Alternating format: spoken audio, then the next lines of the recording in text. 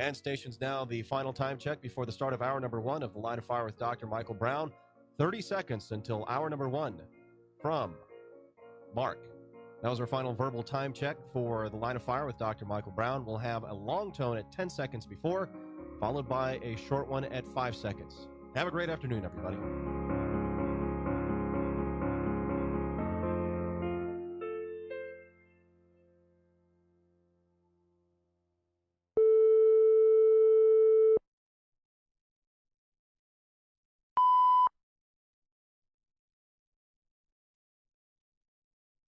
From the elections in Israel to holy sexuality, we've got you covered today.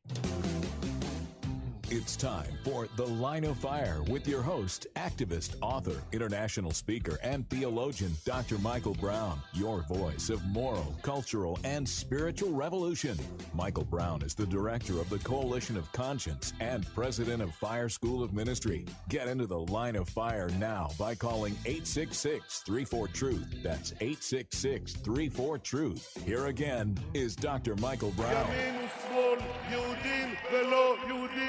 כאחד, כל אזרחי ישראל. תודה רבה לכם. תודה רבה לכם.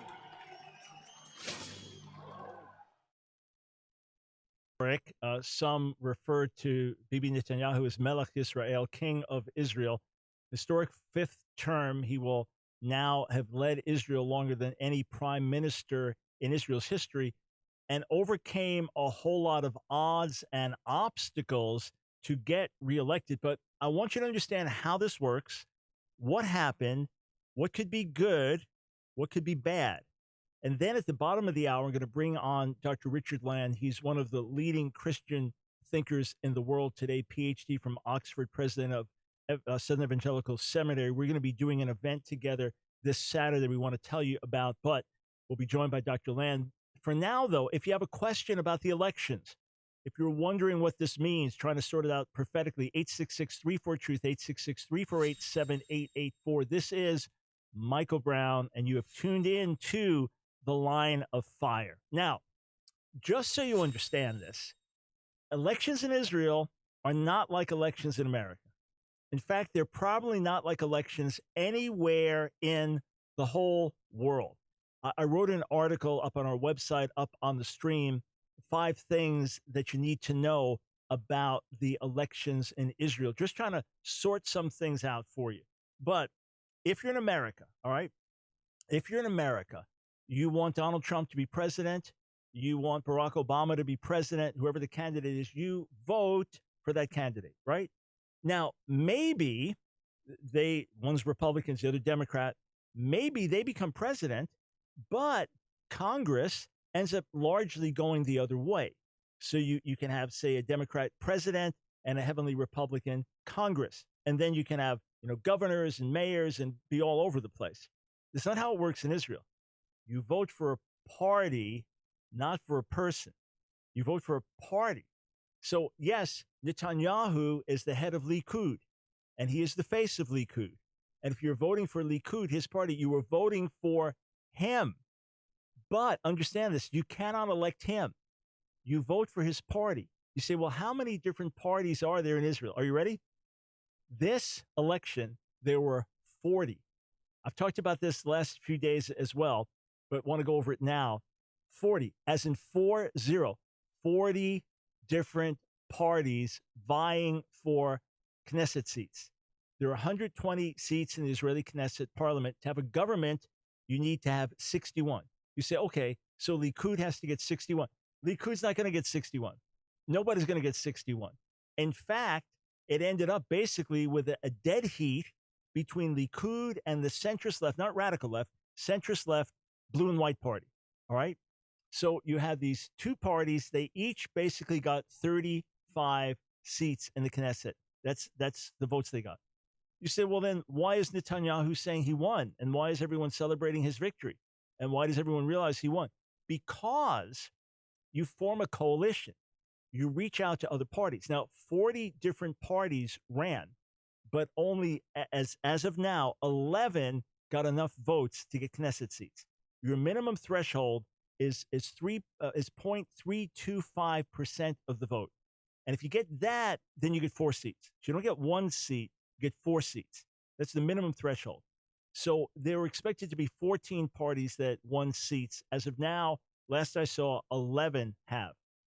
But the 2 top ones basically each got the same amount. However, the right-wing coalition amounts to 65 total seats, and therefore can easily have enough to govern. So this is how it happened. Enough people voted for Likud and enough other votes for right-wing parties that then enabled Netanyahu to say, I can form a government. Now, it hasn't been officially formed, but it looks natural that it will be formed. Now, big development. Big development.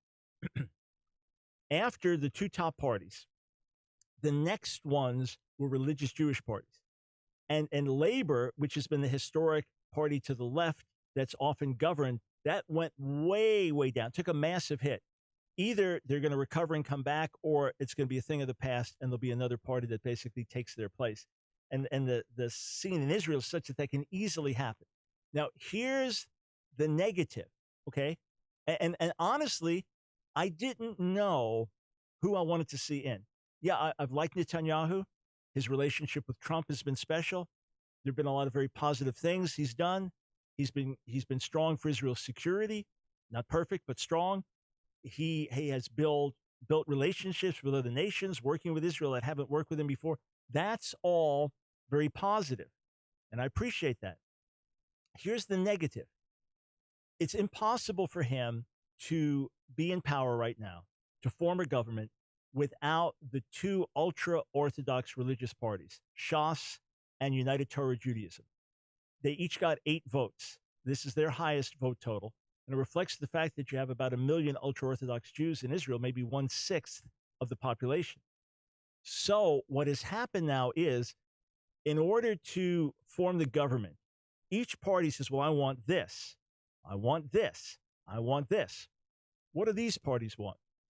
They want special privileges for their community. And in our mind, this is the right thing to do.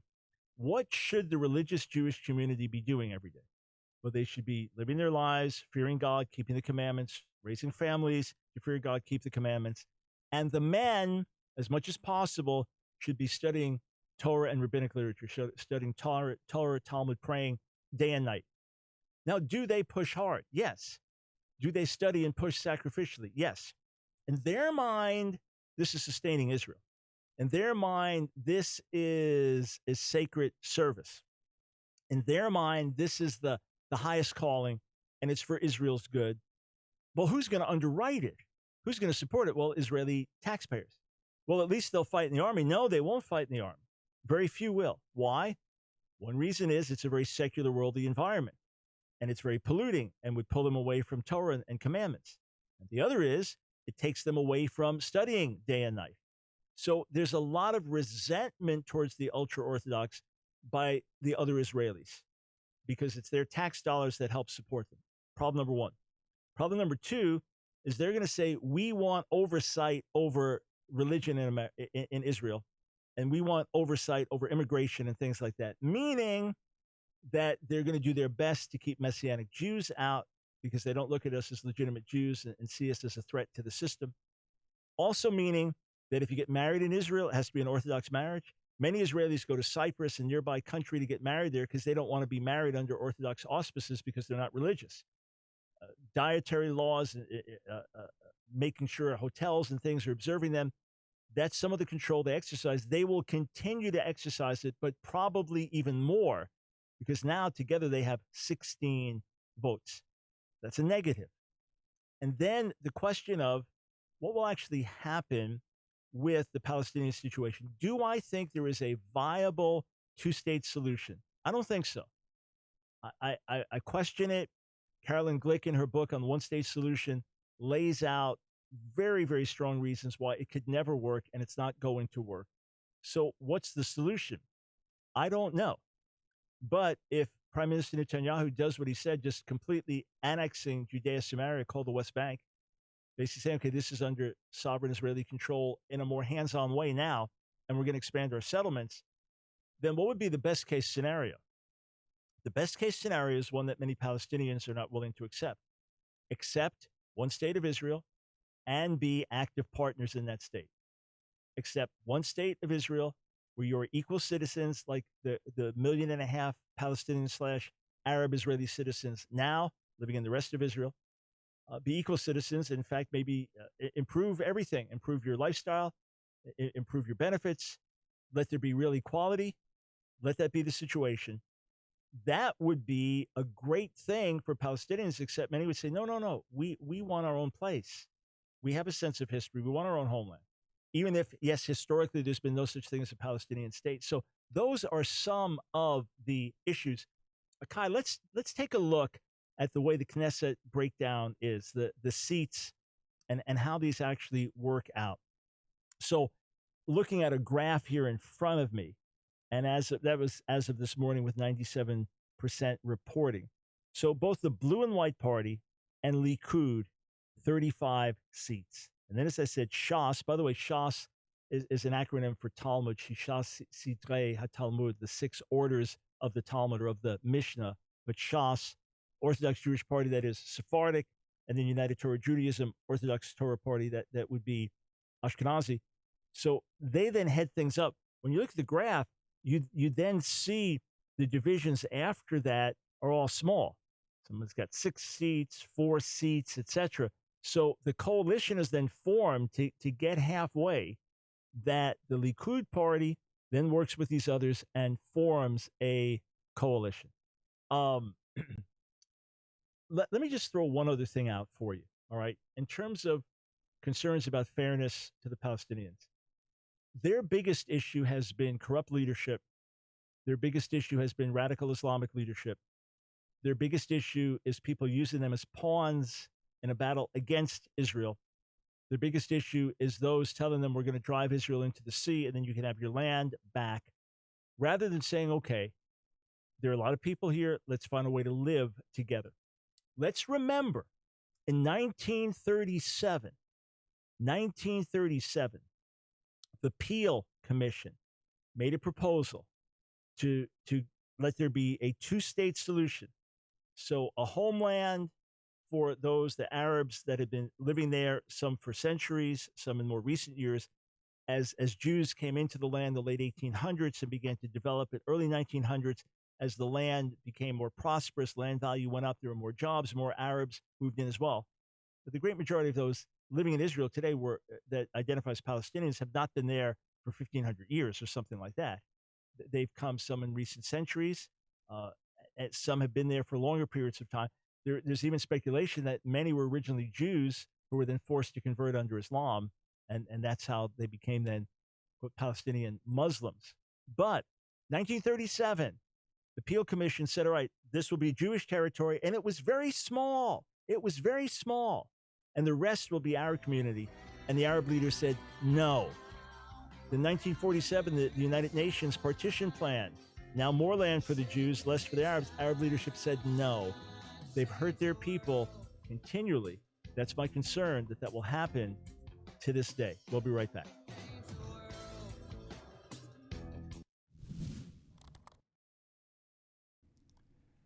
Is Satan everywhere at the same time? Is the devil omnipresent? I see no scriptural emphasis on that or no scriptural backing for that whatsoever. God alone is omnipresent. Angels are not omnipresent. Created beings are not omnipresent. And Satan is both a created being and an angel, a fallen created being, a fallen angel. You know, in Matthew, the 4th chapter, Matthew chapter 4, verse 11, after Jesus is being tempted in the wilderness, it says this, then the devil left him, and behold, angels came and were ministering to him. So Satan left, angels came. Neither of them are omnipresent. Just because Satan is a spirit being, and we can't see him, you can have the feeling, well, he's omnipresent. No, only God fills the universe. Only, as it said of God in Psalm 139, where can I go from your spirit? Only of God, as it says in Jeremiah 23, that he fills heaven and earth. It's not said of Satan. Satan is not omnipresent. Satan is a powerful, dark, spiritual being very powerful, very deceptive, and he has a well-organized army of demon powers under him, whether those are fallen angels or wherever we get the class of demons from, and they are sent out. And when we resist demons, we are resisting Satan. When it tells us in 1 Peter 5 to resist Satan, it doesn't mean that each of us is personally resisting him because he's everywhere at the same time. No, he comes and he goes. Just like in Matthew, the 4th chapter, he leaves and looks for more opportune time. Satan is not omnipresent. Let's not give him credit he doesn't deserve. Only God is almighty. Only God is omniscient. Only God is omnipresent. Absolutely not Satan.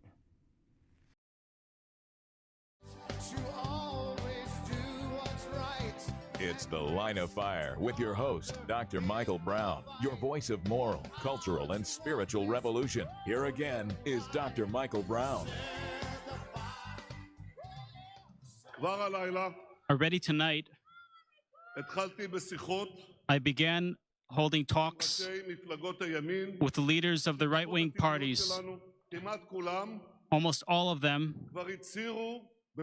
already declared publicly that they will recommend me to put together the next government on behalf of our state.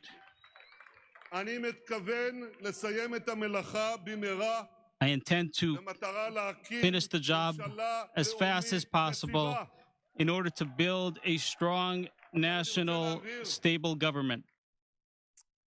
Yeah, words from Prime Minister Netanyahu. Now, remember, there are corruption charges hanging over his head that allegedly he made deals with media and different things to get good coverage, and he benefited in certain ways, etc. Will there be an attempt to bring him down now that he will easily form a coalition to govern and lead? Will he be able to just shake it off, say more accusations? Will this be like the Russia trial and the Russia collusion charges against Donald Trump? Remains to be seen. Here's what's interesting, though. You got a lot of interesting parallels. How many times has Donald Trump been married? 3. Yeah. How many times has Prime Minister Netanyahu been married? 3. Yeah. Did you know that? All the scandals, Donald Trump did this and porn star that. You know, years back, Netanyahu was caught in adultery and made public confession over that.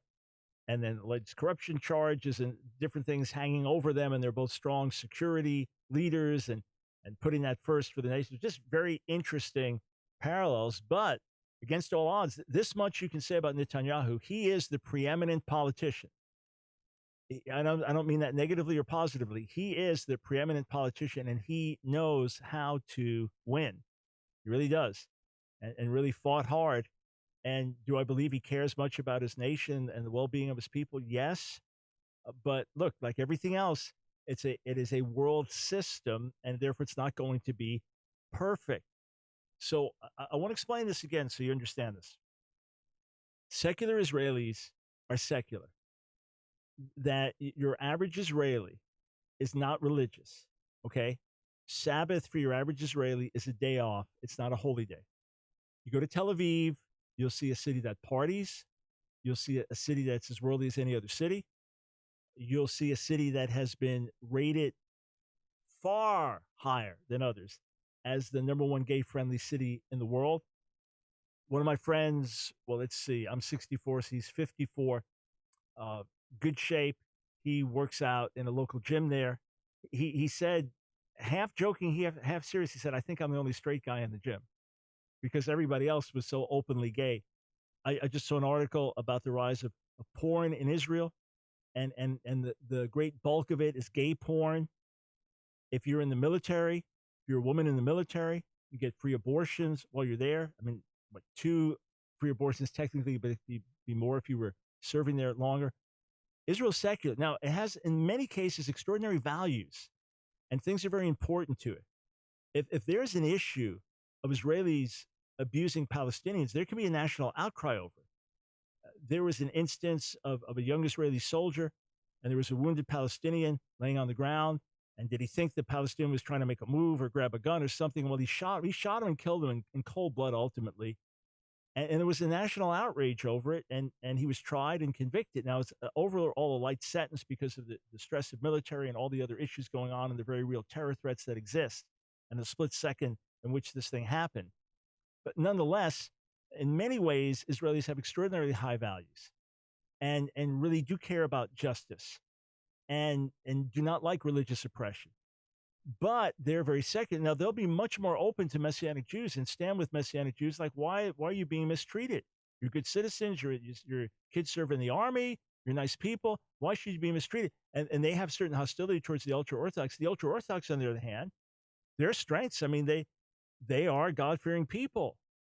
And they really believe that God made a covenant with Israel. And it's very important for them to abide by that covenant. And very important for them to observe the Sabbath, observe the dietary laws, and observe the laws of justice that God preserved, and to live lives that they believe are pleasing to God. So they think the way Israel lives as a nation is abhorrent and ugly and sinful in God's sight. At the same time, the nature of traditional Judaism, you're going to have hypocrisy like you can have with any religion, but then to the extent that they want to say this is the way Israel has to be, for example, in Jerusalem, you go to Jerusalem and Sabbath is Sabbath. Well, like it or not, things are shut down. You go to other parts of Israel, it's different, all right? You're in Jerusalem, it's Sabbath because of the high percentage of ultra-Orthodox Jews there. And as I said, they will be hostile to Messianic Jews. Now, I want you to understand this. In Israel, you're a Jewish believer in Jesus. You can get on a street corner and preach. You can preach Yeshua. You can preach the gospel. You can quote scripture. If you have a Messianic congregation, you can say, hey, we're having a concert. We want to invite you to come. Or we think you really enjoy being in our community. Now, you cannot invite someone 16 or under, right? That's considered illegal religious proselytizing. So if you're talking to a 15-year-old and he says, well, yeah, I'm 15, and okay, listen, ask your parents if you can come to our congregation. You cannot invite them directly. Now, a kid could talk to a kid. Two 13-year-olds could talk to each other. But there are certain restrictions. But I want you to understand, there's a lot of freedom. Yes, there is persecution from some ultra-Orthodox. Yes, at times it's been physical, and at times it's been ugly. Yes, a guy brought false charges against me when I was sharing the gospel in Israel last May, and I got arrested. But as you know the story, when I finally got to be interviewed by the police guy, I was like, you didn't do anything. He said to me, you want a lawyer? I said, do I need a lawyer? He goes, no, you didn't do anything. And I said, do I get paperwork? He goes, no, I'm not taking fingerprints, nothing. Just go. Everything's, he had no problem. In fact, he said, I have no problem with missionaries. I like missionaries. So, even though that can be a dirty word in Israel because of the way it's construed. So there are downsides to the secular because the secular are secular and are worldly. And in some cases, you have people more into New Age cures and alien spirituality of communing with aliens from outer space than people turning to the Torah. That's on the one hand, but then they would be much more accommodating to our religious freedoms. They would want Israel as a whole to be able to make more choices. They would want other branches of Judaism to be officially recognized because the only thing that's officially recognized is orthodoxy in terms of being able to perform marriages or determine what's kosher or not kosher. Other forms of Judaism, the more liberal forms, don't have that authority or standing. So the secular Jews much more open to hear the gospel, but then with these very real ethical failings, immorality and sin and selfishness and greed, and just like you have in the rest of the human race, there you go. There's the revelation for you. Jews are human beings like everybody else. All right, good points, bad points. And then among the religious, you'll find some of the most sincere people you've ever met. You'll find some of the most devoted people you've ever met. You'll find very kind-hearted people. You'll find people raising large families sacrificially and just loving to pray and loving to study. And you'll find hypocrisy and religious domineering and control. And that's the difficult dynamic. Now, the head of the Blue and White Party, Benny Gantz, is a retired, I believe, lieutenant general in the IDF. And there's great respect for the IDF in Israel, for the Israeli Defense Force. But no one knew exactly how he would govern. He was not an Ariel Sharon, not known as kind of a bulldog. It was not known that way, but no one knew exactly how he would govern. So you could say, hey, the centrist left party made some real good gains and maintains, but that's also part of it. But ultimately, somewhat of a shift right the way things play out. And what we don't know is what the Trump peace plan is going to look like. I was just asked about it by some visiting students earlier. And my view would be a Jared Kushner plan would be too idealistic. What my opinion, okay, just my outside opinion, would be too idealistic and not based on a realistic assessment of what would be best for Israel because of too much trust being put in others. That would be my concern. On the flip side, what I've seen consistently with Donald Trump is when he makes a serious misstep, when he says something or someone on his team says something that's really contrary to the principles on which he was elected, he quickly fixes it. Either he just backs away from it quietly or he publicly will distance himself from it. So my hope is there are enough people who have Israel's best interest in mind. His ambassador, David Friedman, is clear-headed on these issues, that if there was a proposed peace plan that was going in the wrong direction, that it would get intercepted first, or when announced, there'd be enough pushback to work against it. Now, last thing. Why are Jews so influential worldwide? Small percent of the world population, so influential. And I'm going to be interviewing a scholar, Catholic scholar, later this week, and hopefully we'll air the interview soon after that. But he believes that Jews are responsible for much of the problems in the world today, and a Jewish revolutionary spirit is totally destructive in the world. And he could point to not just the Karl Marxes, but many others. And I, in turn, could point to all of the Jews who have had an incredibly positive, life-giving influence, because of which we're healthier as a human race, because of which we're living longer, and in many ways because of which we have a better ethic. President John Adams in 1809 basically said you cannot overestimate the positive contribution to society that the Hebrews have made, the Jewish people have made. My understanding is God put a certain calling on the Jewish people to be world changers. When we get it right, we have an incredible impact for good. When we get it wrong, we have an incredible impact for bad. That's just my understanding, that we're like everybody else, but just somehow called with greater influence for good or for bad. All right, we'll be right back with Dr. Richard Land. We're going to change subjects. You don't want to miss this next conversation.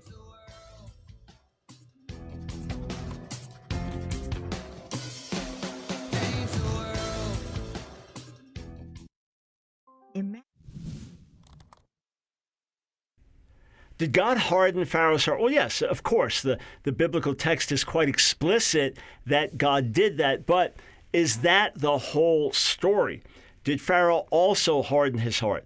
Did God confirm Pharaoh in his hardness before further hardening and stiffening his heart? What does the Hebrew say? What's the chronology? Well, let's take a look in Exodus chapter 4, verse 21. God speaking to Moses, and there we read, the Lord said to Moses, when you go back to Egypt, see that you do before Pharaoh all the miracles that I've put in your power, but I will harden his heart so that he will not let the people go.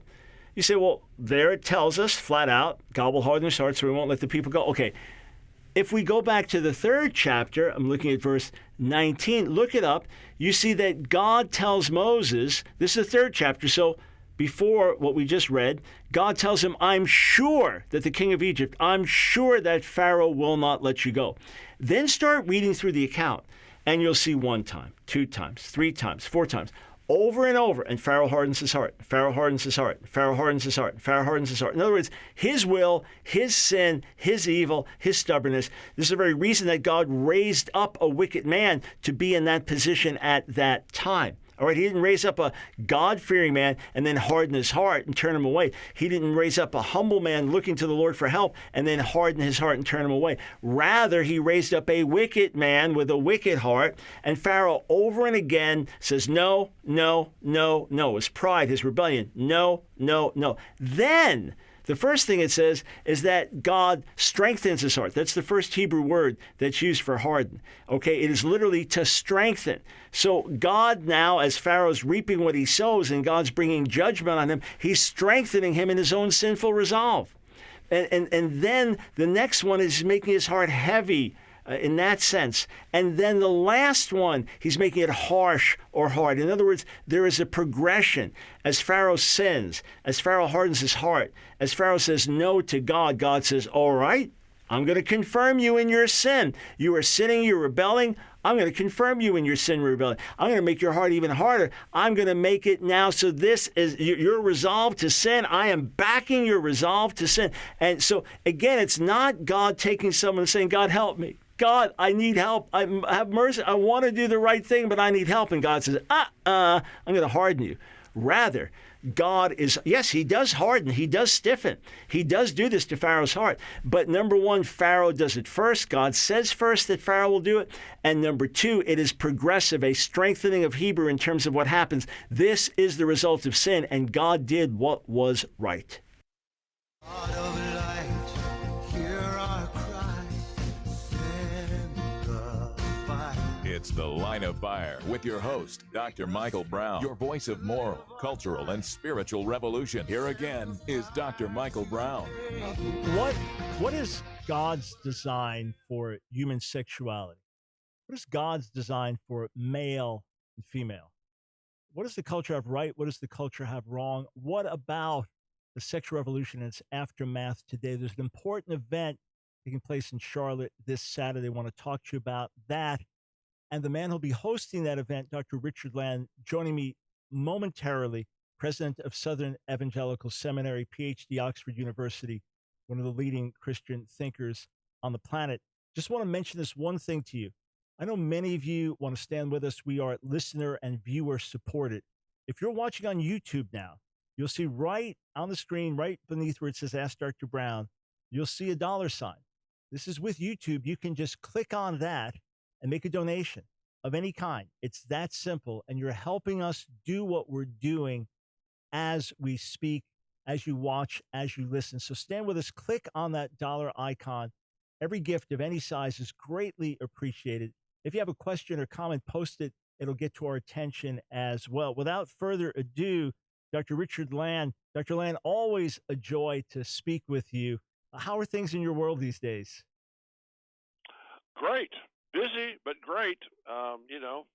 If idle hands are the devil's workshop, then I should be in good shape. Uh-huh. And what about a recent campus move? What's going on with Southern Evangelical Seminary? Well, we're delighted. We've been able to move our campus to a more central location. It's a much more 21st century campus. In fact, we're in Ballantyne here in the Charlotte area. One of my younger staff members, when we walked into the new building, they said, Dr. Land, our old campus was beautiful, but it was so 20th century. How antiquated. And I felt old. I remember. This is, I think the term that was being used is Googleplexy. This is very Googleplexy. Wow.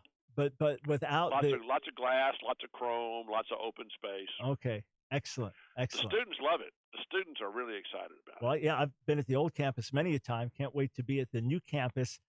Dr. Land, has society completely lost its mind in terms of sexuality, gender today? Large segments of it have. There's no question about that. It's really, it's the ultimate rebellion against God. I will decide what my sex is going to be. The Bible tells us God made us male and female. But they're saying, no, I made myself. I'm going to decide for myself. I'm going to be an autonomous person. I'm going to decide what my sexuality is going to be. This has sparked off quite a debate, as you know, among the homosexuals and the lesbians who've been saying, no, you can't change who you are. I mean, we had the mayor of South Bend, Indiana, who's running for president, who upbraided Mike Pence and said, if you don't like who I am sexually, blame God, not me. It's God. He didn't. Yep. No, he didn't. And according to the transgender folks, you can make yourself whatever you want to be. My daughter gave me a joke the other day that I'm going to use, and it goes like this: I'm fat, but I want to be slim, so I'm trans slender. Oh yeah, and I'm going to buy only small clothes because I identify as trans slender. Yeah, in fact, Dr. Land, Piers Morgan said that he's going to identify as transgender, and he got slammed for it. And look, here's the thing: we know there are people who really struggle, and who would wish them, Yes, no, who would wish this on listen, themselves. Absolutely. I know you and I both know people who struggle with this. And you know, look, I had in one of my interim pastors, I had a woman who became a Christian, had a profound personal experience with the Lord. She was a lesbian. She was in a committed lesbian relationship, and she wanted to stay in the relationship but have it not be sexual anymore. Yeah. And her partner would not agree to this and left. And she said to me, she said, Dr. Land, I've given up the love of my life for Jesus. What have you given up? And I said, well, God hasn't asked me to give something like that up yet. And it was, you know, she really felt that way, that this was the love of her life. But she knew that this was not God's will. Homosexual behavior is not God's will. Right. And ultimately, you know, when people struggle with gender identity, with same-sex attraction, my heart goes out to them. I've never had to struggle with those things. I've done my best to sit and listen and try to take things in from their perspective, to feel some of the weight and the pain of this. Our issue is when you're now going to come with an aggressive agenda and take someone's struggle and make it normative, and now turn the world upside down, so that we need tampons in men's bathrooms because men menstruate and men can get pregnant, and biological males can play on female sports teams and things like that. Even Martina Navratilova said that that's not right, that's not fair. Our issue is with a social agenda, not with someone's personal struggles. And we're not out to police the way someone lives privately either. That's not our issue. It's the social. Well, and it's, look, let's face it. What we're talking about here is giving civilization a lobotomy. Yes. Because if nothing is normal, everything is normal. Everything is normal. It's the ultimate reduction of what Daniel Moynihan called, you reduce down deviance. You make deviant normal, and we're reducing down deviance to where everything is normal and nothing is deviant, and that is a recipe for utter catastrophe for a society. Right. When you take away the most basic differences, look, there are even transgender activists who say that my biology is what I identify as. It used to be, no, my gender is. Now, if I'm a biological male, and these are people who claim to be scientific. Exactly. I mean, gender is a social construct. Your biology is either male or female, and that happens at conception. Yes. And what they're saying now is not only can you change your birth certificate, but your biology is whatever you identify it to be. So look, there was a guy recently, and there are hundreds of thousands of people who identify as part animal and part human. They genuinely believe that. And he identifies as a puppy dog. He eats for many years out of a dog food bowl. He eats dog biscuits. He barks at people. He said he never felt at home as a human. Okay. I guess that's species dysphoria. Exactly. Right. There is species dysphoria. There are people that are called Therian or other kin. There was a documentary I watched about them. They claim that there are hundreds of thousands of them in the world today. They have gatherings and things. Now look, obviously something's wrong somewhere. There is something missing. But they said, yeah, we identify. We were outcast. Now we found ourselves. Now we're happy, et cetera, et cetera. You have people with body identity integrity disorder, and they literally feel they shouldn't have a right arm or a left leg, and they amputate it, and now they feel happy. Okay, something's wrong. Our hearts go out to them. Something's wrong, but we do not now say, okay, if you identify as a dog, you're a dog. You identify as a parrot, you're a parrot. We recognize something's wrong, but we've gone, Dr. Land, from it used to be relative morality. You think this is good, I think this is good. Now we're going to relative truth. Right, you have your truth, I have my truth, and now we have relative reality, don't we? And now we have no truth. Yeah. This is my truth. Yeah. Well, there's not my truth and your truth. There's not a version of the truth. Truth is truth. And as John Adams once said, facts are stubborn things. Yeah, the old Moynihan quote, as you mentioned him earlier, everyone's entitled to their own opinion, not their own facts. All right, so, That's right. what's happening Saturday? How can people get involved? Well, we're having a seminar at our campus on Lancaster Highway here in the Ballantyne area of Charlotte, and it starts at 1:30. Are we erasing human sexuality? And you're going to be speaking twice, once on the war on gender and once on homosexuality in the church. I'm going to be speaking on what I believe is the mega ethical issue of our age: who and what is a human being? It certainly impinges on this issue. It impinges on the whole issue of robotics and artificial intelligence. Who and what is a human being? Well, God made us. God gets to decide who and what a human being is. And then we have a very inspiring testimony from Cameron Hodge. As a young child and in her young adult years, she struggled with suicide, depression, and the effects of sexual violation. And she came to know the Lord Jesus as her Savior. And she had struggled with same-sex attraction, but she's found freedom from that, and she's going to provide some hope and some answers. And then Adam Tucker is going to be speaking on, are we erasing human sexuality? And you can come and attend. You can find out how to register by going to ses.edu and register online. You can use the Get Tickets link at ses.edu, or you can pay in person. And if you can't come, it's going to be streamed. It's going to be live streamed on the SES YouTube channel. You can find out about that by going to ses.edu as well. And not only so, I'm going to be teaching a class over the summer that deals with these exact issues. There'll be other classes relating to it, so folks can find out about that. And I believe there's a dinner, Dr. Land, for prospective students who want to find out more about SES. There is. If you're interested in becoming a student, we have a dinner that's going to be at the end from 6:15 to 7:45, a prospective student dinner, and we would love to have that's free for folks who are wanting to talk about studying at SES. And you are teaching that class. We're very grateful to you for doing that. I'm also teaching a class. Yep. The first full week in May on Christian ethics, and of course this is a huge part of this issue. And people can take the class for credit, or they can, for $150, they can audit the class. The whole class. Which means they get all the lectures. Wow. And they can read all the books. They don't have to do any of the homework. Whoa, that's a deal. I mean, that's like 5 nights and a whole day. I mean, that's a very full class that we're doing. Yes, indeed. Yes, indeed. Wonderful. And friends, it's my honor to serve as an adjunct at Southern Evangelical Seminary. Folks like Dr. Frank Turek. He's a grad from there.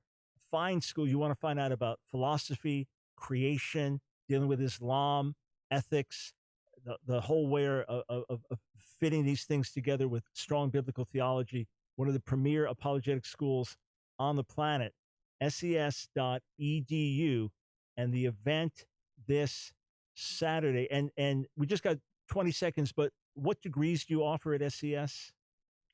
We offer bachelor's, master's, MDiv, DMin, and PhD, and we are cheap. For a master's class, it's $770 for a class, not an hour, but for a class. Wow. All right, friends, check it out. Dr. Land, thanks for joining us. A joy to have you, and cannot wait to see you on Saturday. God bless you. Looking forward to it, my dear brother. All right, ses.edu. Go there. We'll be right back.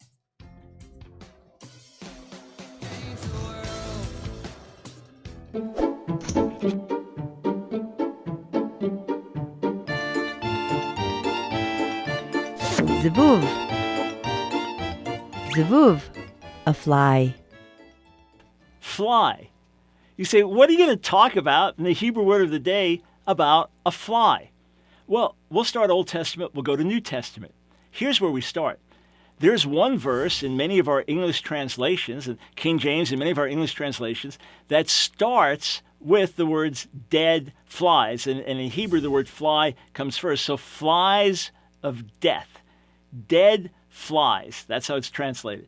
Dead flies cause the ointment of the apothecary, the ointment of the perfumer, to send forth a stinking smell.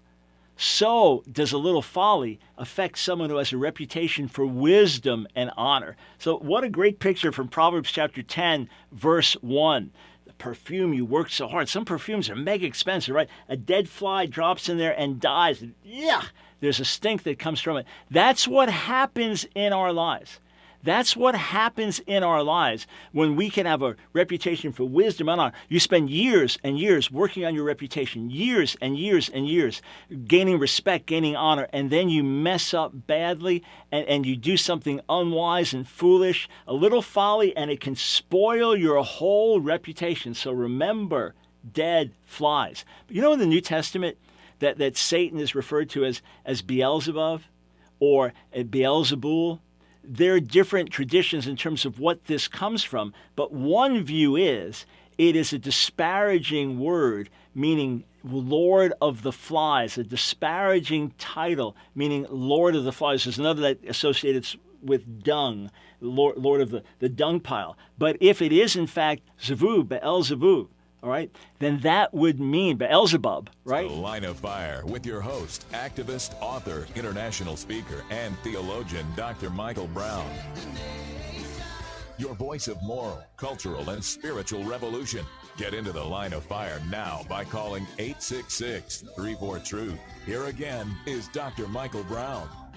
Thanks, friends, for joining us. 866-34-TRUTH. If you have a question, you may take a call or two.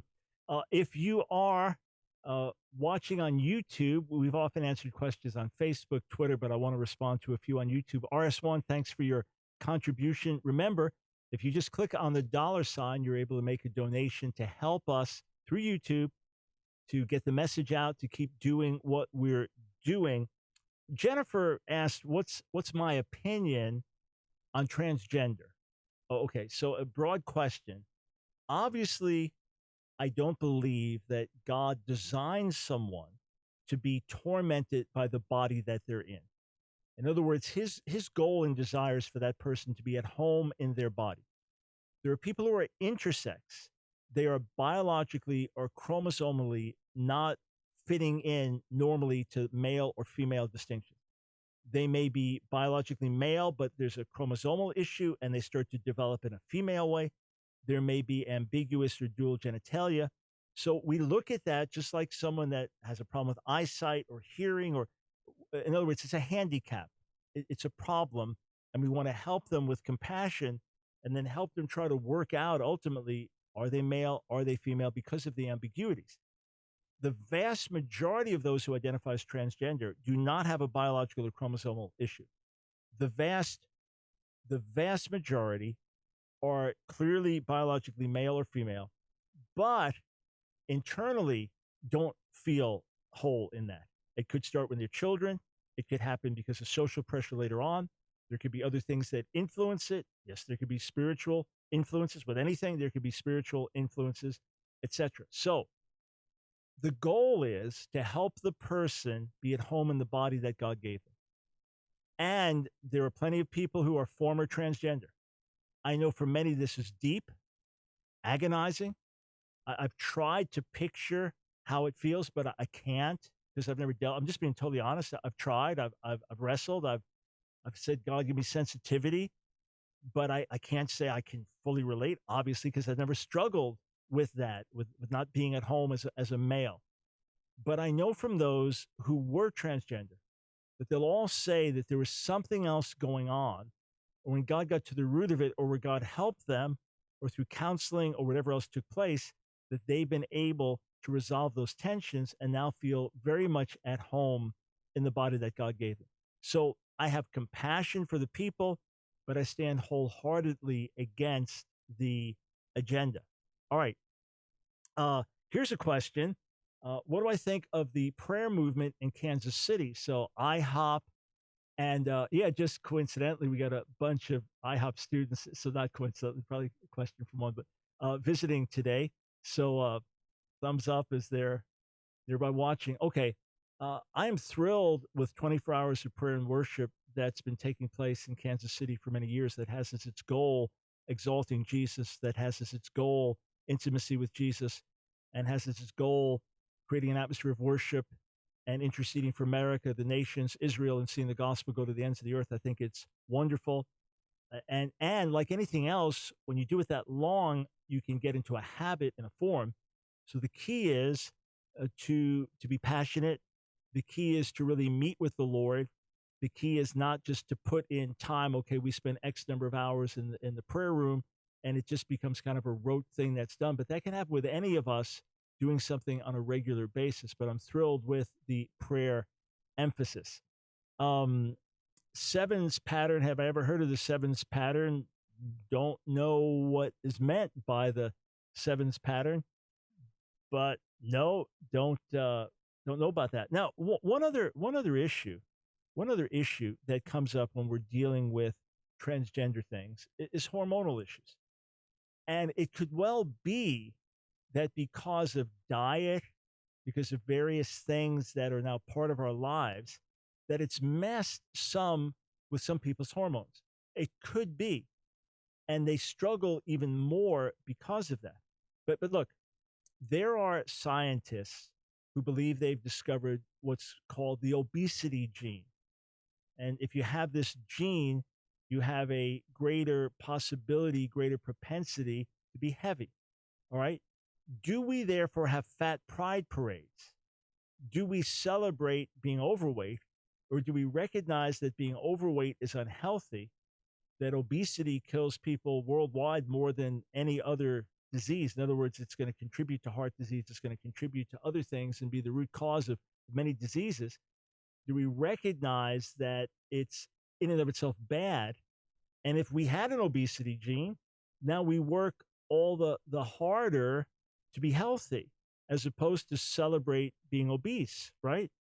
In the same way, children of alcoholics have a much, much higher percentage of being alcoholics themselves. How much of it is genetic? How much of it is environmental? Either way, the goal is to work with them all the more to help them overcome this rather than to celebrate alcoholism. So the issue is not being born a certain way or having a certain tendency. The issue is ultimately, what does God say? What's best? What is right? Why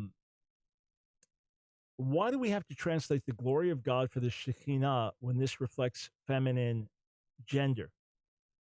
Shekinah is feminine noun. That's true.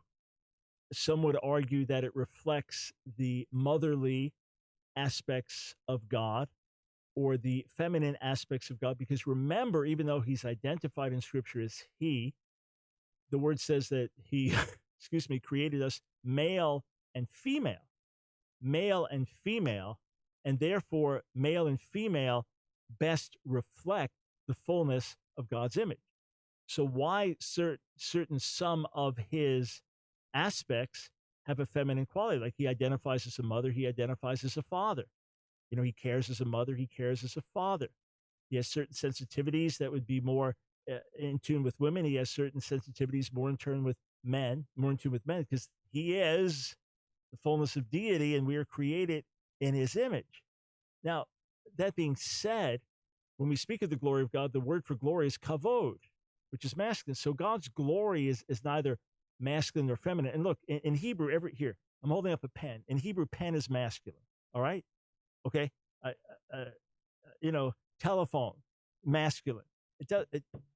Table, shulchan, masculine. It doesn't mean that there is a masculine or feminine quality in everything. It just means you have to put a noun as either masculine or feminine. Let me say this, though, friends.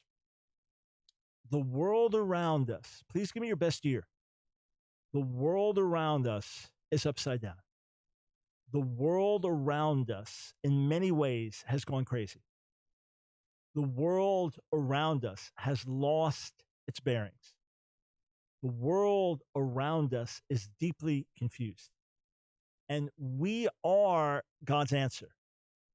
We are the moral and cultural answer. The gospel is the answer.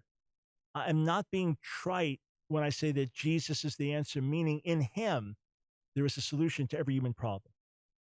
In him, by the way, only in him will there be ultimate lasting peace in the Middle East. I want to see Israel's well-being. I want to see Israel protected. If you missed the first half of the broadcast, we explain what's happened in the Israeli elections and the significance and the good and the bad, all right? But here's the thing. In Jesus is the solution for fear, for addiction. In Jesus is the solution for broken relationships and broken lives. In Jesus is the solution for marriage, for family, for economy, for every issue we deal with. Colossians 2 tells us that in him is hidden all the wisdom and knowledge of God. So I'm not talking about just believe in Jesus, just believe in Jesus, just believe in Jesus. No, I'm saying that in him we have all the wisdom. In him we have all the knowledge. In him we have everything needed for life and godliness. And we have his word, which is the ultimate source and fount of wisdom and knowledge and understanding and how to live and what matters most and principles on which we base our lives. Jesus himself is the light of the world. Does he not say that in John 8:12? I am the light of the world. But does he not say to us in Matthew 5:16, you are the light of the world? So in him, we are the light of the world. That's why in my role on the radio here and on our live streams on video, I introduce myself to you as your voice of moral, cultural, and spiritual revolution, and your voice of moral sanity and spiritual clarity in the midst of a society in chaos, in a world all too often in compromise. What's the point? The point is the world is turned upside down, topsy-turvy. It thinks good is bad and bad is good. Oh, not 100% of the time, but so much of the time. This is what happens. There is a celebrating of evil and a denigrating of what is right and good. So my role as a public voice is to be a voice of moral sanity and spiritual clarity. But that's just me in this public capacity. That's what we all are doing in the home, in the workplace, in education, in media, in the sports world, wherever God has us. We are lights. We are helping a darkened and confused world see clearly. And that's why we're also hated, because we're shining like lights in dark places, and the darkness hates the light. But as John 1:5 tells us, the darkness cannot conquer it.